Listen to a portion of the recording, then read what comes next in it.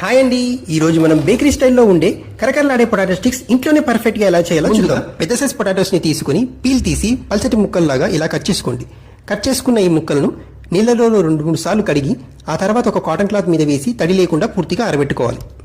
ఇప్పుడు ఒక బౌల్ తీసుకుని 1/2 cup rice flour, 2 spoons corn flour, 2 spoons శనగపిండి, కొంచెం కారం, కొంచెం ఉప్పు, కొంచెం గరం మసాలా వేసి బాగా కలిపి పక్కన పెట్టుకోండి. ఇప్పుడు తడియారిపోయిన పొటాటో స్టిక్స్ ని తీసుకుని అందులో కొంచెం అల్లం వెల్లుల్లి పేస్ట్ వేసి కలిపి మనం ముందుగా ప్రిపేర్ చేసుకున్న మిక్చర్ ని ఇందులో వేసి కొద్దిగా వాటర్ ని యాడ్ చేస్తూ చూపించినట్లు కలుపుకోండి.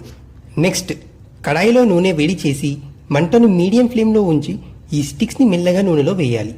ఇవి మంచి గోల్డెన్ బ్రౌన్ కలర్ వచ్చి క్రంచీగా అయ్యే వరకు వేయించి అంతే, వేడివేడి పొటాటో స్టిక్స్ రెడీ. బయట ప్యాకెట్లు కొని జేబులు ఖాళీ చేసుకునే బదులు ఇంట్లో ఇలా చేసి పెట్టండి, పిల్లలు ఇష్టంగా తింటారు. ఈ వీడియో నచ్చితే లైక్ చేయండి. ఇలాంటి మరిన్ని రెసిపీస్ కోసం సబ్స్క్రైబ్ చేసుకోండి. Please subscribe.